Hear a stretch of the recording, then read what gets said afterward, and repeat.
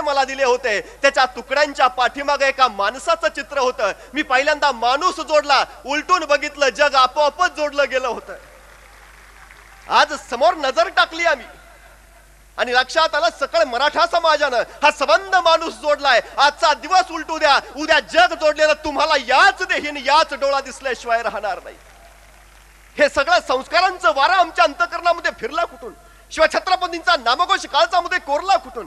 350 वर्ष झाली शिवछत्रपती आजही आमच्या सिंहासनावर अधिराज्य करतायत. काय कारण याचं?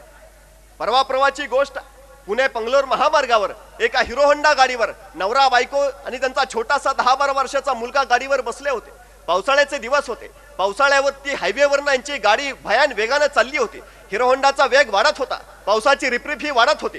गाडीनं वेग घेतला आणि अचानक समोरून एक भरधाव वेगानं ट्रक आला. डोळ्याचं पातळ लवता तोच या ट्रकने हिरो होंडाला धडक दिली. नवरा ट्रकच्या चाकाखाली गेला, बायको रस्त्याच्या कडेला पडली. पोरगा दूर जाऊन धडपडलं. क्षणात होत्याचं नव्हतं झालं. रस्त्यावर एक विदीर्ण वातावरण पसरलं. अंको आक्रोश किंकाळीने मैदान भरून गेलं. क्षण दोन क्षण काय घडलंय जाणवे ना. बायको कशी बशी शुद्धीवर आली. नवरा कुठं आहे, मुलगा कुठं आहे शोधू लागली आणि तिची नजर वाळी ट्रककडे. ट्रकच्या चाकाखाली गेली आणि एक आर्त किंकाळी फोडली. काळीच फाडून टाकणारं दुःख तिच्या उराशी आलं होतं. नवरा चाकाखाली आला होता, डोक्यावरनं चाक गेलं होतं, मेंदूचा चंदा मेंदा झाला होता, रस्त्यावर रक्ताचा सडा पडला होता. ते काळीच फाडणारं दृश्य तिनं बघितलं आणि गुडघ्यात डोकं खुपसून ढसढस रडायला लागली. अरे, ज्याच्या बरोबर उभ्या आयुष्याचा संसार केला तो पती माझा गेला, पण ज्याच्यासाठी मला जगायचंय तो माझा मुलगा कुठं आहे? नजर वळवली, मुलाकडे गेली. मुलगा खड्ड्यातनं धडपडून उठून उभा राहत होता. आई ठीक आहे बघितलं, पण बाप? आणि त्या क्षणी पोराची नजर वळाली ट्रककडे. चाकाखाली गेली आणि रक्तात न्हाणलेला बाप दिसला. आई म्हणून एक अर्थ किंकाळी मारल्याने ते भयान वेगानं आईच्या कोशेत शिरलं. डसडस रडायला लागलं. त्या माऊलीनं घट्ट उराशी कवटाळलं होतं. त्या माऊलीला जाणीव होती, अरे जसा माझा पती गेलाय तसा या पोराचाही पिता गेलाय. दुःख तर दोघांचं सारखंच आहे, पण या क्षणी माझ्या या मुलानं मला फक्त एकदाच आई म्हणून हाक मारावी, एकदाच आई म्हणावं. मी समजेन माझ्या आयुष्याचा जगण्याचा आधार माझ्या सोबत आहे. मुलाच्या खांद्याला तिनं धरलं, गदगदा हलवली. बाळा फक्त एकदाच आई म्हण, एकदाच आई म्हणून हाक मार. पण पोरग किलकिल्या डोळ्यांनी फक्त आईकडे बघत होतं. लाख कोशिश केली, लाख प्रयत्न केला, पण तोंडातून आई शब्द बाहेर येत नव्हता, कंठातून शब्द फुटत नव्हते. आणि त्यावेळी त्या माऊलीला जाणीव झाली, बापाचा मृत्यू उघड्या डोळ्यांनी बघितला आणि पोराची वाचा गेली.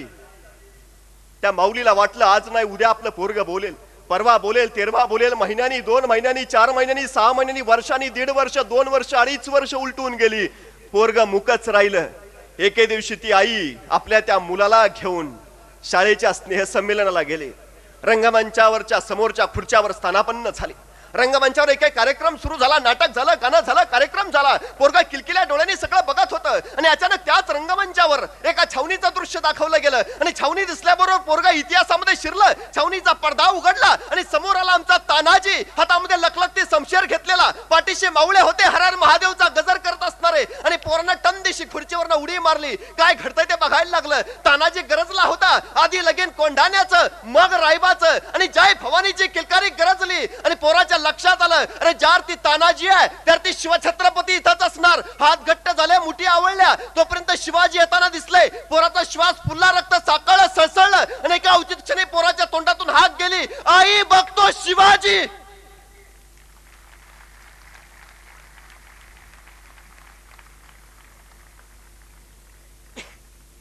सगळं सभागृह शांत झालं, निस्तब्ध झालं. त्या भयान शांततेला छेदत एका माऊलीच्या रडण्याचा आवाज सगळ्या सभागृहामध्ये रेंगाळला. माणसं माना वळवळून बघायला लागली. त्या माऊलीला विचारायला लागली, माऊली का रडताय? त्या माऊलीनं आपलं पोर कुशाशी घेतलेलं आणि ढसढसा अश्रू ढळत होती. अश्रूंचा अभिषेक करत होती आणि माना वळवळून बघणाऱ्यांना सांगत होती, माझा मुलगा गेल्या 2.5 वर्षापासून मुका होता. गेली 2.5 वर्ष त्याला बोलता येत नव्हतं. गेली 2.5 वर्ष तो मला आई या नावानं हाकही मारू शकला नव्हता. पण आज माझ्या पोरानं रंगमंचावर फक्त शिवछत्रपती बघितले आणि माझं 2.5 वर्षाचं मुक पोरग बोलायला लागलं. अरे, जर 2.5 वर्षाचं मुक पोरग शिवछत्रपतींना बघून बोलायला लागत असेल तर तुम्ही आम्ही तर चालती बोलती जिवंत हाडामासाची मराठा बाण्याची माणसं. शिवाजी म्हटल्यावर आमचं काय व्हायला पाहिजे? वसा आम्हाला दिलाय या मातीनं, तोच वसा दिलाय. संस्कार या मातीनं दिलेत, तोच दिलेत. समाज घडवण्यासाठी, माणसं उभा करण्यासाठी. काय करावं लागतं याचं जातिवंत ज्वलंत आणि जिवंत उदाहरण म्हणजे राजा शिवछत्रपती आहे. शिवछत्रपतींच्या राज्याचा जाहीरनामा होता, वचननामा होता, सर्वांस पोटास लावणे आहे. या स्वराज्यात राहणारा प्रत्येक रयत, प्रत्येक माणूस त्याला पोटाला लावणं त्यांच्या राज्याचं पहिलं कर्तव्य होतं. भयान दुष्काळ, रयत खंगलेली, गांजलेली, अत्याचारानं लडबडलेली, छोट्याशा असणाऱ्या शिवबांना जिजाऊंना प्रश्न विचारला, मासाहेब असं का? या रयतेला यातून वाचवणारं कुणीच नाही का? आणि मासाहेबांनी सांगितलं, नाही राजे, यांची काळजी करावं असं कुणीच उरलं नाही, ते स्वतःच त्यांच्या काळजीत आहेत राजे. आणि शिवबाने विचारलं, मग मासाहेब या रयतेचं पुढं काय? आणि मासाहेब म्हणाल्या, राजे, रयत खचलीये पण घाबरली नाही. अजूनही इथल्या घराघरापर्यंत जा, या घरातली माऊली सांगत असते, इडा पिडा जाऊ दे आणि बळीचं राज्य येऊ दे. तिला अजून वाटतं या मातीमध्ये बळीचं राज्य येईल, शेतकऱ्यांचं राज्य येईल, कष्टकऱ्यांचं राज्य येईल. आणि शिवबाने विचारलं, मासाहेब हा बळीराजा कोण? आणि जिजाऊंनी सांगितलं, राजे, मराठ्यांचा राजा, शेतकऱ्यांचा राजा. अरे याच्या राज्यात प्रजा अत्यंत सुखी होती, समाधानी होती, पण वामनानं त्याच्या डोक्यावर पाय ठेवला आणि शेतकऱ्यांच्या डोईवरचं बळीराजा नावाचं छत्र हरपलं. तेव्हापासून ही रयत पोरकी आहे राजे. आणि मुठी वळलेला शिवबा तक्षणी तार दिशी उठून म्हणाला, मासाहेब, मी होईन तो बळीराजा, मी निर्मिन ते शेतकऱ्यांचं राज्य. आणि या मावळ मातीमध्ये शेतकऱ्यांचं राज्य उभा राहिलं. इतिहासाच्या पानापानावरती आम्हाला सांगितलं, अरे शिवानी राज्य उभा केलं कशाच्या जोरावर? आज आम्ही सांगतो, एवढी माणसं जमा आहेत. आमचे शिवछत्रपती म्हणायचे, अशीच आमुची एकी असती, बदले छत्रपती, दिल्ली ही झुकली असती, पाऊन कराड बारामती. आम्ही आवर्जून अजून सांगतो, दिल्लीचे तख्त राखितो मराठा माझा, बस करा राखायचं. अरे दिल्लीच्या तख्तावरी बैसितो मराठा माझा. येणाऱ्या काळामध्ये साध आम्हाला ती घालायची आहे, दिल्लीचं तख्त काबीज करायचे आहे. अरे भली भली माणसं होऊन गेली, कोण होती ती? गौतम बुद्ध आमचाच होता, महावीर आमचेच होते, बळीराजा, सम्राट अशोक, चंद्रगुप्त कोण आहेत? अरे आमच्याच मातीतले, आमच्याच रक्तातले आहेत. नवा घडवण्याचं सामर्थ्य याच रक्तात आहे, नवनिर्माण करण्याचं सृजनशील सामर्थ्य ही याच रक्तात आहे. त्या समर्थपण ही आम्हाला याच मातीनं बहाल केलाय. मग आमच्या पुढे आव्हानं कुठली? आमची पावलं माग का? आम्ही झेपावत का नाही? पुन्हा ती दुधुंबी काय कायला येत नाही? पुन्हा तो गजर का कानावर पडत नाही? अरे मराठी पाऊल पडते पुढे, ही जयघोषणा आमच्या अंतकरणामध्ये का आता सलत नाही?